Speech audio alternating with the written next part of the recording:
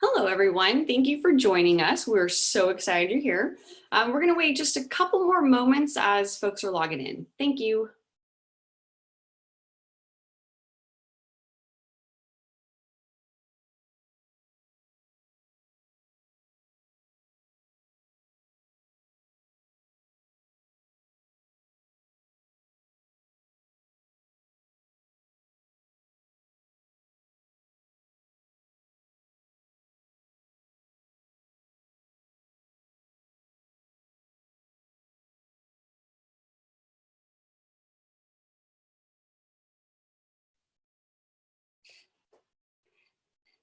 Well, let's get started. Thank you again so much for joining us today for Generation Schools Preventing Summer Learning Loss series. We are thrilled that you're spending your afternoon and evening with us. I'm Ashley Valentine. I'm the Director of Project Management at Generation Schools, and I will be your host for today. We're hoping they're able to attend the 3 sessions within our series. Today, we will focus on session 1, examining promising practices for preventing learning loss. This coming Wednesday in session 2, we will model new strategies for motivating and engaging students and their families. And on session 3, this coming Friday, as well as next week, we will apply new learning strategies to transform teaching and learning. To eliminate background noise during today's recording, we will remain muted. Everyone's going to stay muted, but we do encourage you to actively participate in the chat box. So at this time, it would be awesome if you jumped in the chat box that's located in the Zoom toolbar and you introduced yourselves. Feel free to share your name, the organization or district that you're from, and your role. At any point you have questions for one of our speakers, feel free to use the chat box as well. We will answer questions at the end of today's session. We do have a couple polls, so if we do come to that time, a pop-up box will appear on your computer screen. For those using your mobile device, a green poll in progress icon will appear at the top of your screen. Please click this icon to respond. And we want to make sure you get the information. So after today's webinar, you'll receive the recording and slides within 24 hours. Hi, Denise. Hi, Craig. Hi, Karen. Hi, Lynn. Welcome, Ellen. Another fellow Ashley, hello, nice to meet you. This is so exciting and wonderful to have all of you. And it's really encouraging to see people all across the country. Thanks for joining us today. Keep that interaction going in the chat box, please. We will have the pleasure of hearing from 2 incredible speakers, my dear friends and just fabulous overall people, Dr. Lisa Leith and Dr. Lucy Hansen. At Generation Schools Network, Dr. Leith facilitates instructional excellence, inclusive climate, and transformational school improvement. Prior to joining GSN, Lisa was a senior consultant for the Colorado Department of Education. She also served as Vice President of Educator Effectiveness for the School Improvement Network. Dr. Hansen has been serving the needs of California students for over 30 years. She's been an elementary teacher, an elementary principal, program specialist, curriculum commissioner for the state of California, as well as an adjunct university professor. In her current role as the coordinator of supplemental interventions for Palm Springs Unified School District, Lucy develops and facilitates programs to re-engage struggling students and their families. She has been successful in removing barriers to learning, increasing capacity, and creating equity, which has helped the district students achieve grade level standards and develop positive self-efficacy. We are now going to dive into session 1, promising practices for preventing learning loss. So get comfy, have out your notes. Hopefully some of you received the note catcher that we sent out about an hour ago, and lean in. Take it away, Lucy. Thank you, Ashley. The learning outcomes for today are as follows. Participants will understand summer regression and its impact, gain strategies to boost the social-emotional health of children and their families, apply key interventions to reduce summer regression and boost learning, and access the power of family and community partners. Research clearly indicates that children lose ground academically over the summer if they do not engage in academic enrichment activities. This is called summer learning loss. It disproportionately affects lower income children, English language learners, and students with special needs. This happens when students do not use or practice the skills they used throughout the school year during the summer. The cyclical nature of this summer learning loss is compounded as students progress through the grade levels.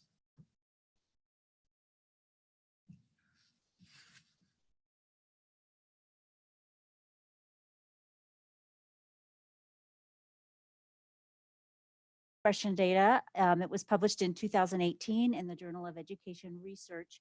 And this particular project looked at 4 elements of literacy. These are primary age students.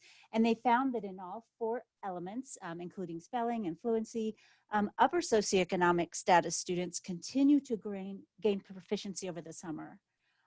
Lower socioeconomic status students typically show significant literacy losses over the months when school is not in session.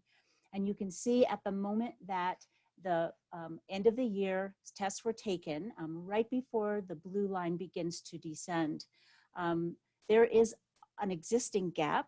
And even though that gap still exists for students of poverty, while school is in session, core instruction typically produces learning gains for all students, or at least most students. However, over the summer, it's typical for socioeconomic students who are affluent to continue to improve their skills, while less affluent students are more likely to experience a learning loss.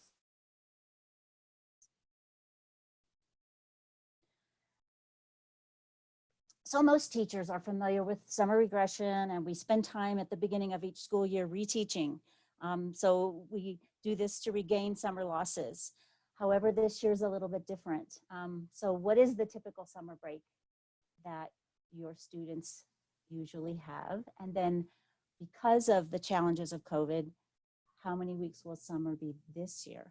And I know we're still doing instruction, but students are meeting outside of school, and you're challenged by online learning or developing packets for them. So how many weeks could summer be ongoing this year given the COVID-19 school closures? Thank you, Lisa. So everyone should be able to see a poll pop-up box on your screen. If you are on your mobile device, you will see a green icon that says poll in progress. Please go ahead and click on that to submit your responses.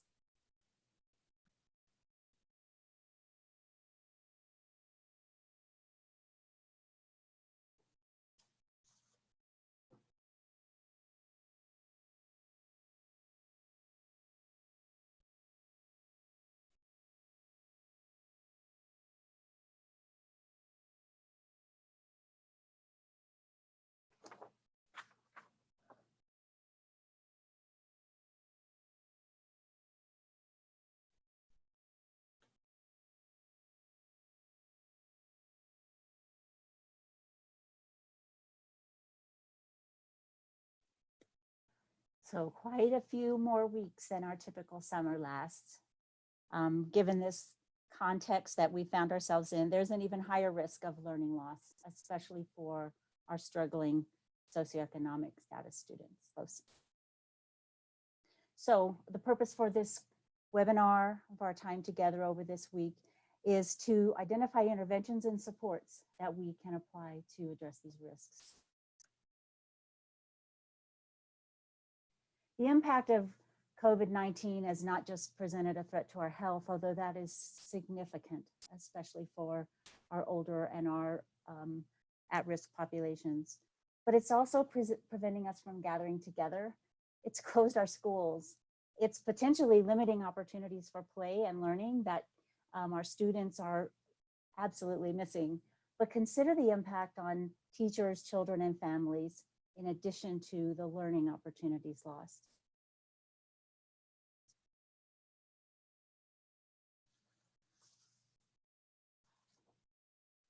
When schools closed a few weeks ago, The context in which we do school shifted in a major way.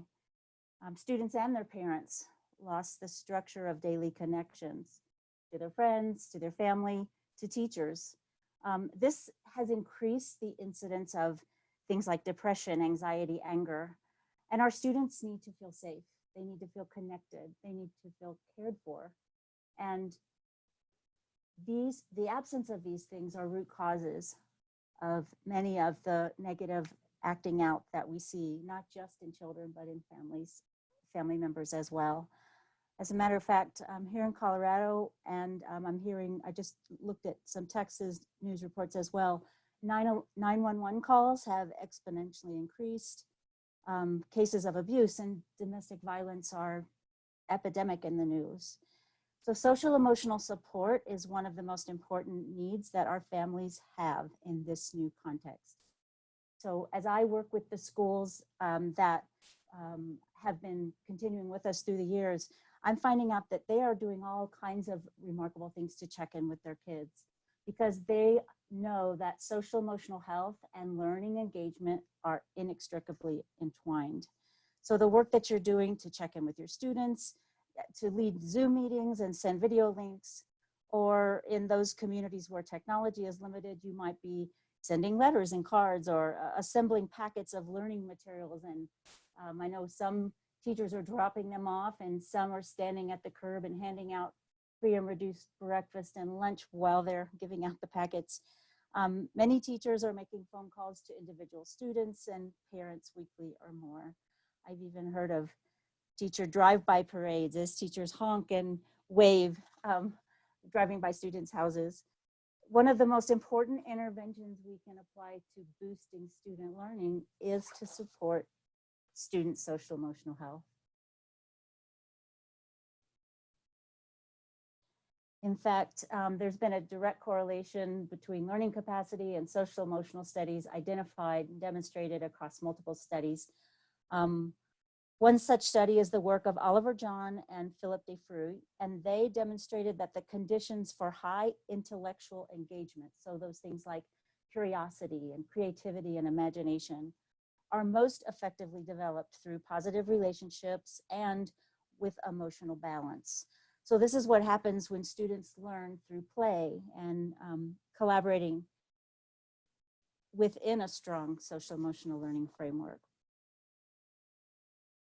So our formula for preventing learning loss and boosting learning is to focus simultaneously on 3 elements: social emotional health of our students and their families, academic success, and family and community engagement. So we've kind of jumped in already talking about social emotional health and nurturing that. And one of the most important strategies that we found in schools and now in families is to create a culture of kindness. As we consider interventions during this time, I can think of no more powerful intervention than the infusion of kindness into our engagements with our families, students, and our teachers. When times get tough, kindness shared one to another has power. It has power to bring meaning to our lives, even into suffering, even into difficulty. Kindness can raise us above troubles. It makes us feel better. So there's strong evidence, and one of the books that I go to learn about the power of kindness is this one, The Power of Kindness: Unexpected Benefits of Leading a Compassionate Life. It says that we are actually healthier when we are caring, empathetic, and open to others. So being kind to each other and helping each other radically changes our way of thinking and being, even during these scary times.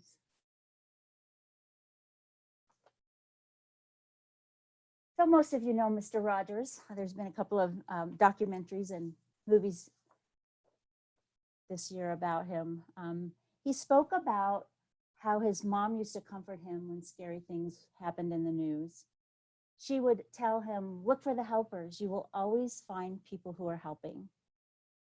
So if you look at the news today, if we are careful about which news we take in, there's so many stories of heroes.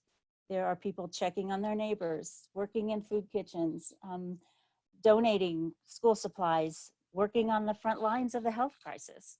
Like Mr. Rogers, our children and families can be comforted and even inspired if we share these stories. Are there ways we can invite our kids to become helpers too? Could maybe an art or writing project be shared with residents at a care center? Or could we share those with those who are working on the front lines?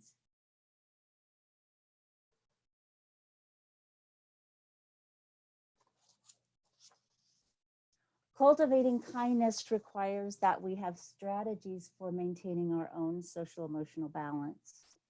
So at Generation Schools, as part of our social emotional learning program, we have been busy identifying multiple resources and creating resources for supporting our students and teachers and their families' social emotional growth.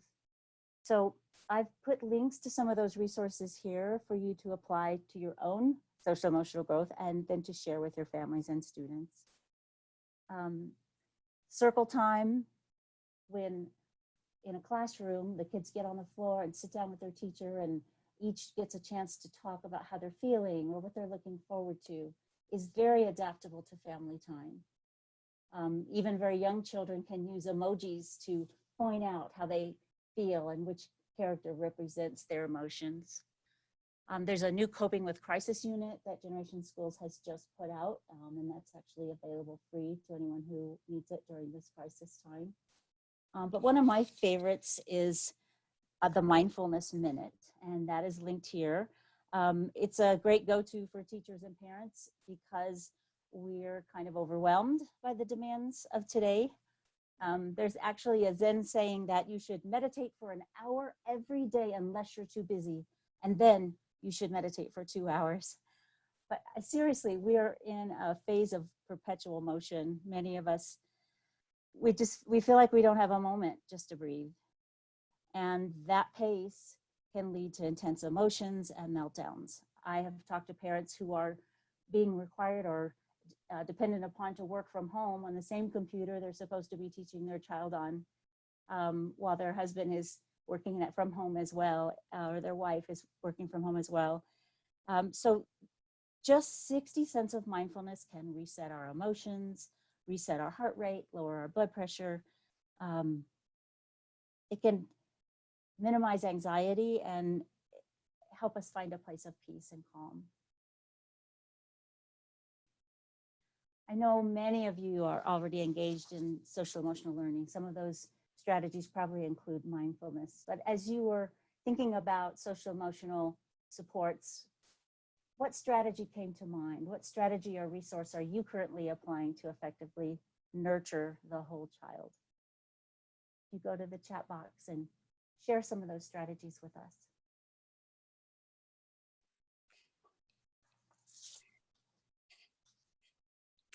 Thank you, Lisa. Yes, we'd love to hear some of your responses in the chat box so we can share some ideas and strategies to effectively nurture the whole child. B. Durham says frequent check-ins with parents and students. Absolutely. Communication is definitely key.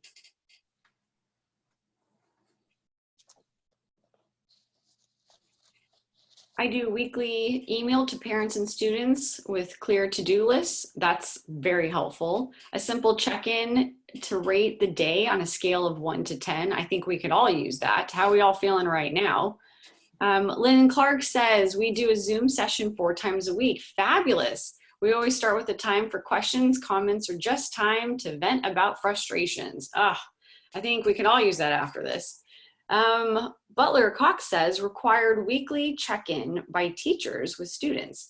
SEL groups in Google Meet instead of just academics. Yes, it's not just about the academics. We need SEL to support the whole child. Love this. Goodness, we have Anna that says check-ins outside of academics, connecting students for weekly SEL lessons, FaceTime students each week. Great responses, everyone. This is fantastic. We're holding resiliency and SEL groups with our middle school scholars. The groups are called Feisty Famous. I can't say that. Apologize, Craig. It's too fast in the chat box. Thank you. Oh my gosh, there's so many great ideas, guys. Tougher with distance learning, absolutely. I think we're going to share some great ideas here. We are serving families once a week at the elementary. Teachers touch base and have meetings every day. That's a fabulous idea of thinking of how we're using surveys to keep in contact and getting feedback. Ashley shared my seniors have done Google form check-ins to get a feel for how this has affected them as they try to graduate. Absolutely. It's been heartbreaking to read some of their responses. Ashley, thanks for just being there for your kiddos. And I think that that's a testament to all the educators here with us today, is you keep reaching out and you keep checking in with kids as well as their families. Olivia says, keeping your child on a schedule and have fun with learning. Yes, absolutely. Parents are parents. We don't have to stress them out. They're not just teachers all the time, right? Zoom 3 times a week remain available in Google Hangouts, Google Meet. We have friends that are using Minecraft, even just to have a place for students who don't want to share their feelings. At least it's a place where they can connect during the week. Allow students to get moving, dancing, yoga, jumping jacks. Thank you, Ellen, for that reminder. I think we could all take a minute break in just a moment and do that. And the last one that we'll share just for right now, because there's so many good ideas. Craig Martin shared, and Boys to Men, had to find the other name, virtual happy hours, cookies and books. Oh, what a great idea. Fantastic. Wow. Woo! So Ashley, will they have access to the chat box and be able to catch up on all the ones you didn't read when they get the PowerPoint? You know what? We will have to compile some of these. It looks like Craig Martin was the last one we had right now. I'd be happy to add any additional to the email. Awesome. Thank you. Thanks. Okay, we want to look at some strategies that merge academic success and boosting family and community partners. But first, let's look at the next slide. The more critical a student need, the more critical it is that we choose evidence-based strategies. We need to know that what we're choosing to do has been demonstrated to meet that need under similar conditions. So what we have on this slide is some links that you can go to where you can find strategies that have high credibility, that have been run through the peer review process. So first of all, you need to ask yourself what observation data or what student testing or work is going to help us to know where our students are. Sometimes it's observation. How are they doing in their relationships? How happy are they? How peaceful are they on the playground? So what we want to do is we want to go to some of these resources and look at exactly what it is we're challenged by. You can go to What Works Clearinghouse, the Regional Education Library. A great source is the stack-ranked effect sizes that John Hattie has created. And this link will take you not to the whole book, but to the stack rank, and you'll be able to see what the effect sizes are of each one, and you can see a full definition and how each strategy is implemented. So we wanted to include this. You want to apply it within a framework where you're planning, you're looking at data, and then you're responding to data. So that act, plan, and do. Go ahead. So these are 3 links that connect you to some resources around family engagement, closing the opportunity gap, such great information about what specific things we can do to families struggling with the challenges of poverty, the impact of family engagement, and ways to engage families in new ways that you haven't before. And then our student success journey, that's a GSN site, and you'll find some wonderful stories of how students found success. This is a table that you might find useful later on. There are references to research that has demonstrated high efficacy in strategies for regaining learning and mitigating summer learning loss. So there's a large body of learning research that demonstrates summer regression, right? But that same research shows that there's a difference between higher and lower socioeconomic groups in how impactful that summer learning loss is. And there are more literacy studies, just more focus is placed on literacy, even though math skills are actually more susceptible to setbacks. And this is especially true for students of poverty who evidence shows are more likely to forget mathematical operations over the summer.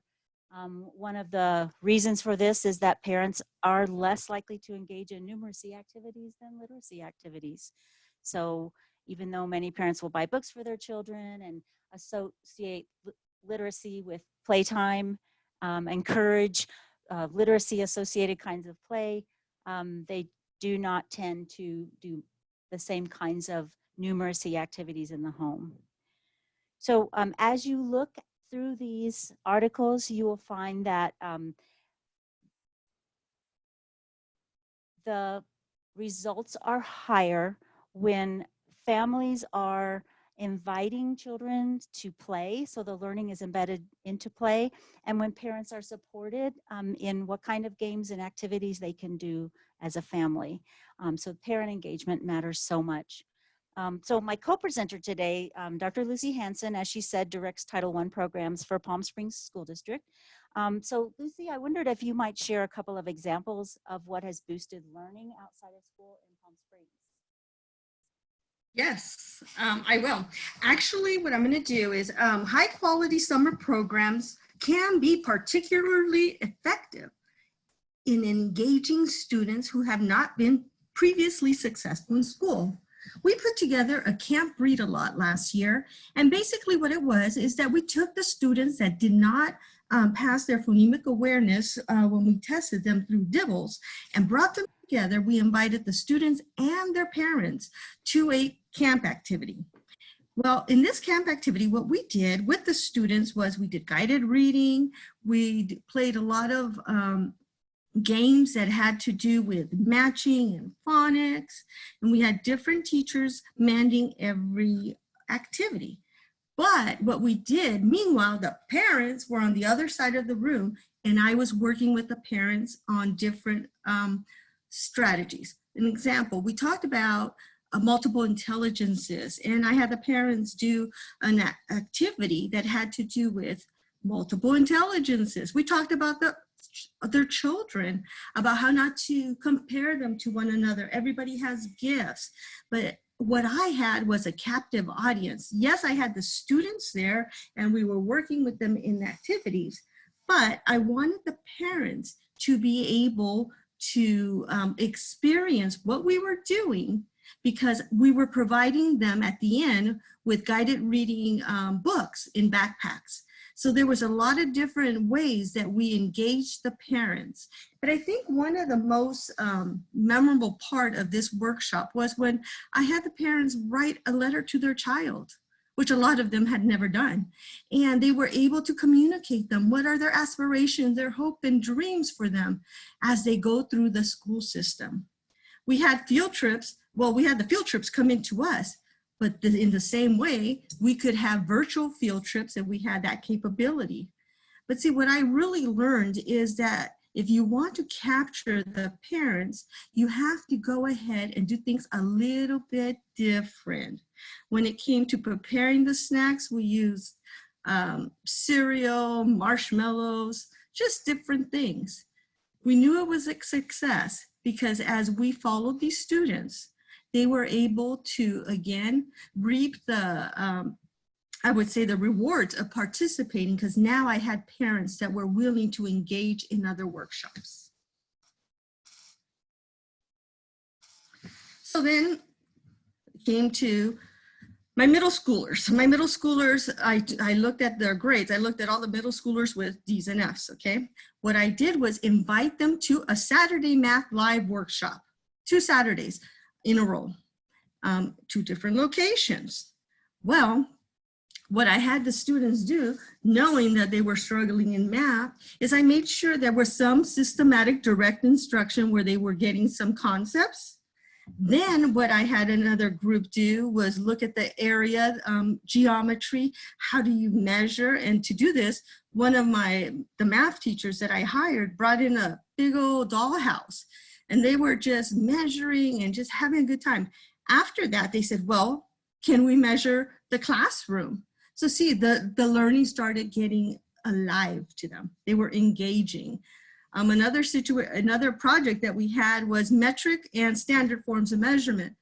Well, what the teacher explained to the students is there's a difference between,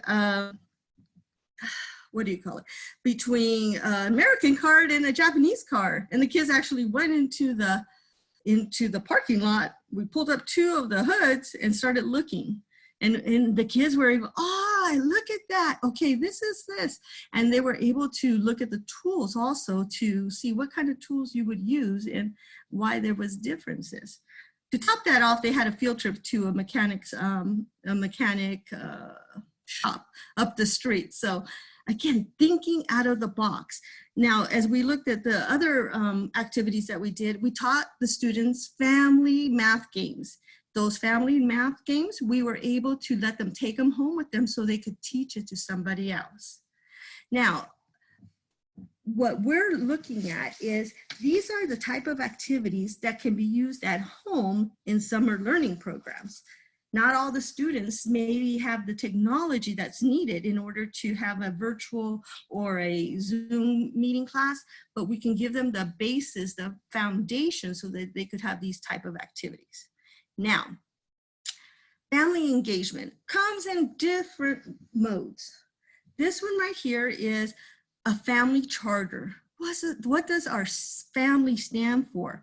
What are our goals as a family? What do we want to, kind of life do we want to create? Having those conversations with the students. What is important? What are some of the goals? What are the supports? What if you're not doing well? What can you do? What if you're not feeling well? What if you're angry? And how do we celebrate success as a family? See, this is the thing. Students are either engaged or disengaged in school. These type of activities that bring accountability, brings the parents in, gives them a reason again to be engaged. Parents need to realize that we're not expecting them to teach the 6-hour days just like a classroom, because they're not teachers, but we need them to be the facilitators of the learning that's going to be taking place in their home. But also we want to make sure that we're not putting more stress upon them, as during this time, we don't know what's going on in the home. There may be job loss, there may be sickness, there may be a lot of different types of barriers that we're not aware of. So as we're thinking of a summer learning program, we need to think of, okay, is this something that the student can do? Are they going to be engaged in it? Are they going to have fun with it? Now, one of the things that through the years that I've been doing this supplemental support is the kids will tell you if they like it or not. If they're not doing the assignments, then you need to rethink it. Something's not going as planned. But when you give them assignments or when you work with them in a way where they get excited, there's no stopping them. Now, in summary, successful summer learning programs have a strong social-emotional component as well as an engagement academic experience that brings ownership to the student learner. So what I've seen in this time in working with students that are struggling in school, the question, number one question, why can't regular school be this way? And I'm just thinking about what are they talking about? We're just doing, we look at the standards, we make up activities or we make up lessons. Well, this is the exciting part.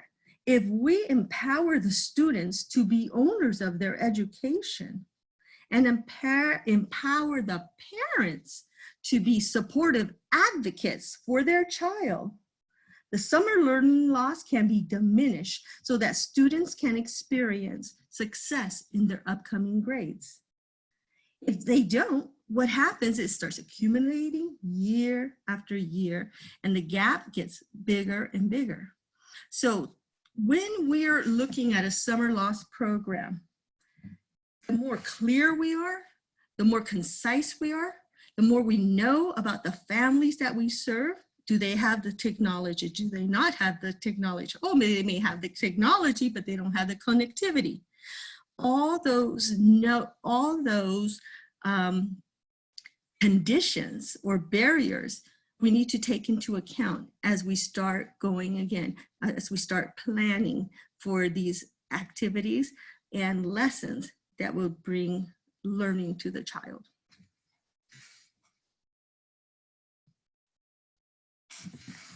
Thank you, Lucy and Lisa. We're going to get into more of a discussion in a couple minutes during our Q&A, and would also like to hear from some folks with just sharing some really great strategies. Right now, we would love for everyone to think about what is one aha from today. So during our time together, what's something that's stirred or that you're thinking about? And if you wouldn't mind sharing that in the chat box, we would really appreciate it.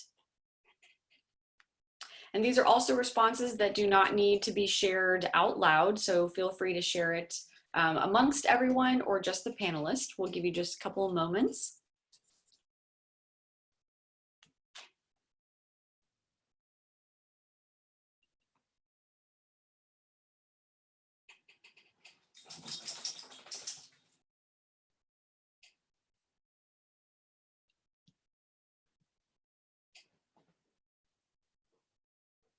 And I will share a couple thoughts for those who are sharing comments with panelists and attendees, just because it's out there. We have some really great ahas. Lynn Wilcox said, the parent seminar that runs concurrently with the kids programs, love that. Maybe we can talk a little bit more detail in a couple moments. Kristen said that teachers are connecting with students now, but who will fill that role during the summer? Librarians like myself? Great question. Let's talk about that some more. Karen said, for summer, meaningful learning is powerful when it includes projects, games, and families. Absolutely. And that's what we were talking about, tied to the interventions that Lisa was discussing earlier. Creating a family charter. And a couple of folks, I just want to make sure I'm respecting everyone's ahas. Awesome. Okay, great. Feel free to continue to share some ahas. I do want to pose another opportunity to take action. In your planning guide, we're actually going to send you a document after today's session with these 4 key questions that actually some of you may already have also in your note catcher. But we're looking to see what are 3 imperative beliefs that you can apply to your summer learning program. We're hoping that you can look for 1 evidence-based strategy from today that you would want to implement in your summer learning program, possibly a resource that you're interested in that you can tap into a little bit more. And then of course, record any questions at all that you might have that potentially will be answered over the next 2 sessions, this coming Wednesday and Friday, or during a coaching session if you choose to sign up.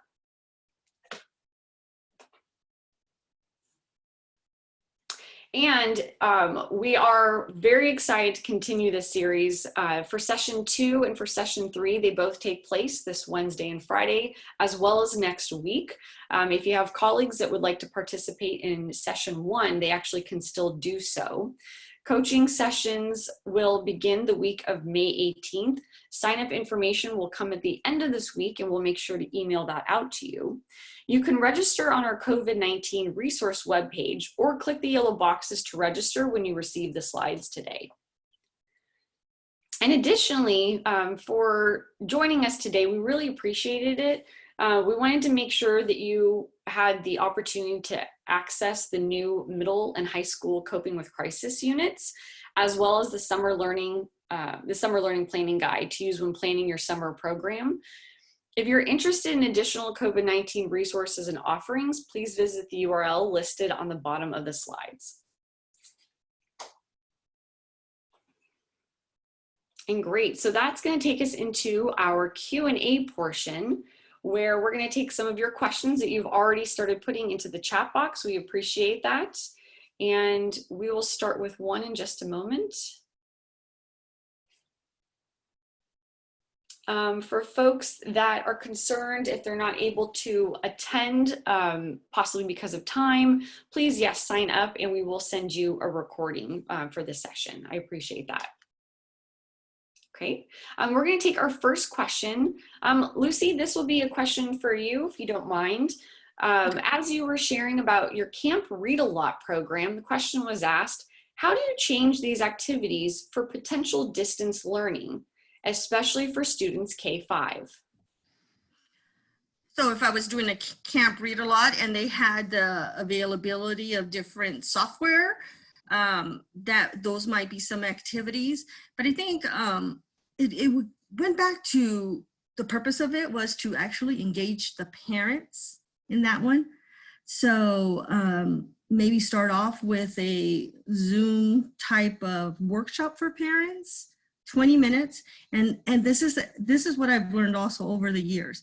You got about 20 minutes to give your parents the information, unless they're, parents that are going to school or have gone to school, because that's basically 20 minutes is what you got. So you got to make sure that those type of workshops are succinct and clear and get to the point. Now, it just depends also what your resources are, because you're not going to go out and buy new materials. However, you could use QR codes. You can just use different modes of technology. It may be, watching a PBS show, public broadcasting show, and writing a summary about it. So you got to be creative. It's the hardest part when you're thinking about summer learning loss is you got the haves and have nots. So you got the ones that have all the technology, and then you have the ones that have technology, but they don't have connectivity. So, there's a fine balance that you need to be able to hold in place. So one of the ideas that Lucy and I talked about as we were planning this session was that many of our schools are packing packets. They're actually having to create the worksheets and the lessons and actually deliver them to the families. We talked about putting something in there for play. There's so many folks who are saying, we'd love to help during COVID. What can we do?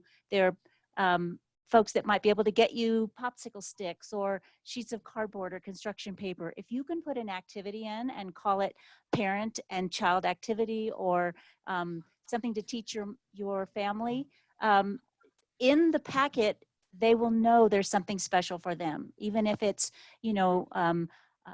something that you printed off the web about a way to make a paper airplane and a contest they could have.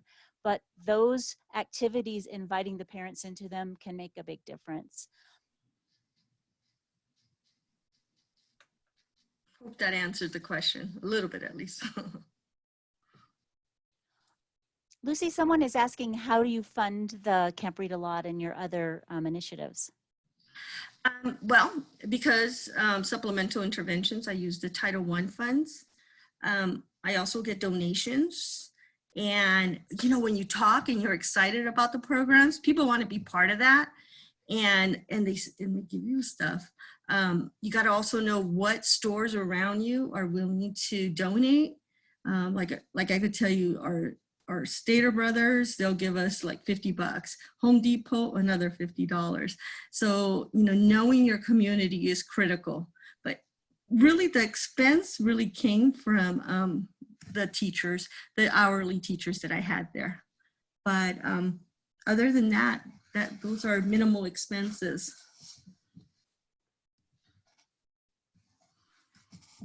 Great, thank you, Lucy. We have another question from Kristen. The prompt was, teachers are connecting with some students now, but who will fill that role during the summer? And she was wondering if it'd be like librarians like herself, if you guys have any thoughts on that. So who will fill the role of connecting with students this summer?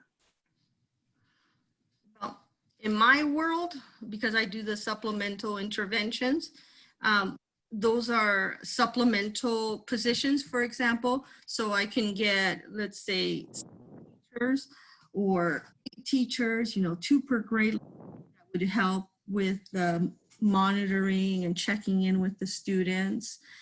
So there's a lot of logistics that have to happen. How many students? What kind of students are you working with? Do they speak English? Do the parents speak English? Or do we have to make sure that, the person calling, can they communicate with the family? Do they have the ability to speak Spanish in our case? So summer learning, there's a lot of, we don't know a lot about it yet, because in all honesty, we don't know when we're going back to school. We may go back as soon as August 13th, as late as September 13th. I mean, there's just so many unknowns. One So thing we do know is the curiosity of kids. Once it's tapped, you can hardly put a cap on sustain it. it. And so Yes. teaching students how to learn themselves, asking questions, giving them open-ended assignments. What kind of animal would you like to research? Think about your favorite animal, either go online or go to some books that you have in your house. When you do your weekly check-ins, you can say, do you have a book for your animal? And if they do not, you can make a list of the kids who don't have books and put out an announcement, hey, I need some books about animals, because that's what we're doing. We find that when kids start driving their own exploration, their own inquiry, it's hard to stop them. And so that's what we're teaching kids this summer. It's probably the most important lesson we can teach them, is that it's fun to learn. What could you look for when you take a walk? Could you collect leaves? Could you look for rocks? Could you find different shapes of houses? And as they create their own learning, that's who's going to drive it going forward, not just this summer, but the rest of their lives. That's what we're looking at, to engage the students in a way so that they, again, own their education, so they're excited about it. It's just like when a student wants that video game and they're relentless until they get it. I want them to be like that with their education. Great, thank you. We have another question from Jennifer Harris. In what ways are teachers and after-school summer programming staff and other community partners going to strengthen their connections to best support children and their families? Do you want me to answer that one? Yeah, it's for both of you. Both of you. That'd be great. Okay, well, see, summer school, that is mandated, that is contract language, summer school. So they have to be interviewed, and the process of selecting teachers, that's different than summer learning. Summer learning is supplemental in my world. And so the way I pick the teachers is that I look and see who have been my tutors throughout the year. And I know the needs of the kids, so I try to match the needs of the students with the teacher that is going to be working with them. So it's a different kind of strategy, because mine is not per diem type of position, it's an hourly. I could bring in also support staff, like instructional aides. I brought in recess people. It's just a different kind of setting when it comes to the personnel. So, I love the part of your question that asks, how will they connect to families? One of the sure ways to have a parent come walking up to you where you don't have to chase them down is every time you see that parent, you tell them one thing that you appreciate about their child. And we don't have to make things up, right? I mean, every child is unique and has unique gifts and ways of showing up that make us laugh or warm our heart. And often parents of struggling kids hear bad news because we don't get enough time with them. If you want more time with your parents and to have them happy to see you or hear from you, tell them something wonderful about their child, because they know those things. They just want someone else to know them too. And in our summer learning program, we give water out. I'm in Palm Springs, 105 degrees, 115 degrees. That gesture of just, giving them the water, it just makes a connection. It was like, thank you. I don't know how you guys work in this heat. Oh, we love it. And you start those conversations. So. Great, thank you. We have another question from Marcus Henderson, actually around English language learners. And the question is, what ideas might you have for keeping our English language learners engaged, enthusiastic about learning and avoiding learning loss? Okay. In our district, we have a high English language learner population. One of the ways that we're working with our English language learners is they do have an online program that they're following. And again, they have the check-ins and they have our community liaisons, calling them to see if they need any help, to see if they have problems with connectivity, or making sure that they have the right technology. What I can say is, from my own experience, when you have activities that are hands-on, that are active and that are engaging, that's the best type of activities or the best type of learning experiences for our English language learners. We had a summer program, and I'll talk about that tomorrow, but where it was science-based and high vocabulary and very engaging.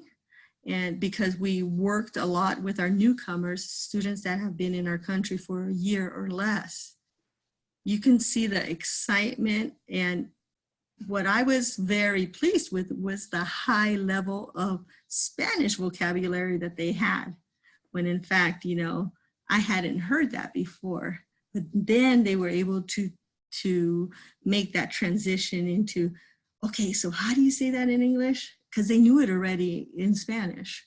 So providing them with that type of direct instruction that comes many times on an online program, but also making sure that they have experiences that will either take them out into the community or actually learn more about their families.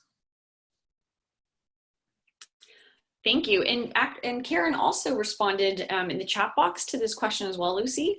She suggested we usually offer a summer camp for our district targeted for our ELL K-5 students, learning special activities like swimming or field trips, small groups, all day to meet parents' working needs. And obviously in the coming months and thinking about how we're responding to COVID-19, there are definitely some great ideas to take into consideration. Lucy had shared some earlier for the summer, the Saturday Math Live event that she had put on. And if you noticed, most of the activities that she had on site there were actually activities that you could use in their homes, where the student was interactive, working under the hood of a car with an engine, being able to use, their cars at their own home or maybe a neighbor's house to be able to look at the metric system, being able to have that dollhouse or your own home and using geometry to find spatial reasoning, to find the area perimeter of what's around you. So I think those are all some really great strategies to support our English language learners. Let's see. Denise asked a question. We're going to take just a couple more. What specific tips might you have for virtual summer programs? We anticipate being forced to go online this summer. Absolutely, that's definitely a concern for us all. So what specific tips might you have for virtual summer programs? You have to know what the community is interested in, what your children are interested in, have a schedule, have it clear, concise, times, and have the people that are if it's a teacher that's going to be presenting, one that is excited about teaching. One of the strategies that I know that we kind of forgot about, like puppets. I remember using puppets when I first started teaching. Oh, I don't know, so many years ago, but the kids love it. You got to be genuine. You got to be willing to play with the kids. And we can't do the same thing that we do in the classroom and then expect it to go just as well online. You got to think outside that box and take those risks. And I would say that's the biggest difference. And it's not just a list of, okay, these are the 5. This is what I've seen. These are the 5 programs. You got to spend 30 minutes on this one today, 40 minutes on this, 60 on this one. Good luck. See you next week. That's not going to work, especially if a child doesn't like the computer. Not everybody likes that interaction with the computer or they're by themselves. But yeah, you have to have fun. And that's, what, one of the things I'll tell you, when I was doing the summer program, and remember I told you, these are at-risk students. These are students that did not meet standards, either did not meet or barely, below standards. Okay, so the 1s and the 2s. And I had people walk through the program and said, oh, is this the gifted program? I said, these are the neediest kids. These are the students that usually don't get these opportunities. So think about it that way. What can we do to make it different and make it come alive? Well said, Lucy. Well, thank you. Thank you, Lucy, I appreciate it. And back to the English language learners question, Wendy had also shared, had a lot of success in letting middle school and high school students select high interest books they wanted to read to pass out for summer. That's also another great idea. And we're gonna be talking about that a little bit in session 3 of thinking of ways to engage our students before they leave for summer and having them have ownership in their plan for summer and the activities and the things that they want to do so that we're setting them up for success. These are all really great ideas. We have another question from Karen Draper. What do you think is the best way to catch kids up if when we go back to normal? Were your Saturday sessions well attended? Would you recommend extending day options like that for K-5? Yes, they were well attended. We didn't have any drops. They came both Saturdays. It's keeping it, it's not all day Saturday. It was from 8 to 11:30.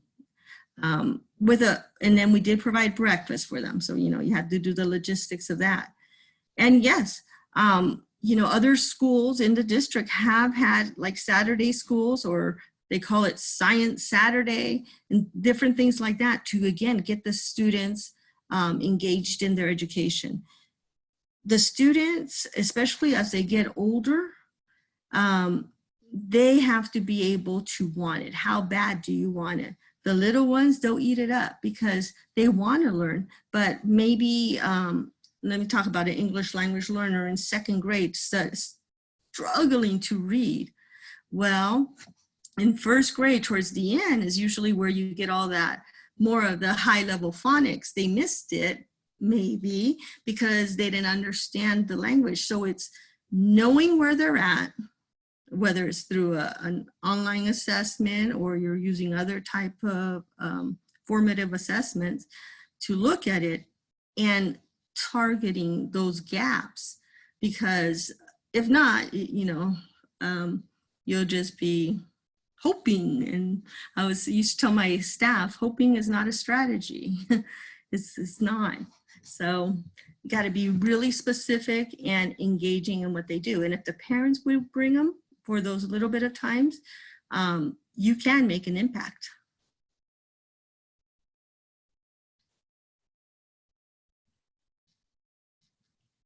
Great, thank you, Lucy. We do have another question from Lynn. Our population is low SES and lots of EL, with the average reading level 3rd through 4th grade when the students are in 6th to 8th grade. Any idea on how to make the lower level readers willing to participate? Lucy, I think you may have some context with your Camp Read a Lot program. Yeah, but you know what? You got to get those high interest, low level books, the ones that talk about the movie stars or the rap stars, or there's books that are, high interest, but they're easy to read, giving them a purpose. Magazines, they love magazines, as long as they're appropriate. And that's, if the students, this is what happens in my world too. In my world is supplemental interventions, okay? So they learn how to read and then they don't practice, so they don't get any better. So what is it that we're gonna give them so they can practice so they could read with a purpose? So those type of activities is what's gonna get their reading better and more fluid, or raise their fluency and comprehension, because that's what ends up happening. They have no idea what they're reading. So there has to be a purpose for it. Thank you, Lucy. This next question, I think, is for Lisa. Lisa, can you share a little bit about what is the Coping with Crisis unit? Yes, the Coping with Crisis unit is really about building resilience. And so working with, and we actually, the elementary unit is about to drop as well, so we'll have it for every level. But what we're helping teachers do is understand how we mitigate crisis at the current time. So there are activities that students can engage in together to talk about times when they've struggled or times that they've heard that others struggled, but with a focus on what happened, how did the story end, what were the ways that that was overcome, and how are those people doing now. There are activities that engage students one to another so that they can build that trust. There's a lot of advice for teachers about creating a safe space. There is advice for teachers about supporting parents and students. For example, students, especially younger students, are going to respond to a crisis like the adults around them. They don't really understand the depth or the significance of what's happening. And so they're going to watch the adults around them. One of the ways that we're helping teachers help students is to help them recognize that students have very strong emotions and that they need to talk about what's happening, but in a way that they can understand. And so this unit is really excellent for supporting the adults in a student's life, but also helping students at graduating ages to recognize crisis, to know the difference between an emergency, a challenging time, and a true crisis, and then to help them to build strategies to respond in a resilient way in this crisis and in the future.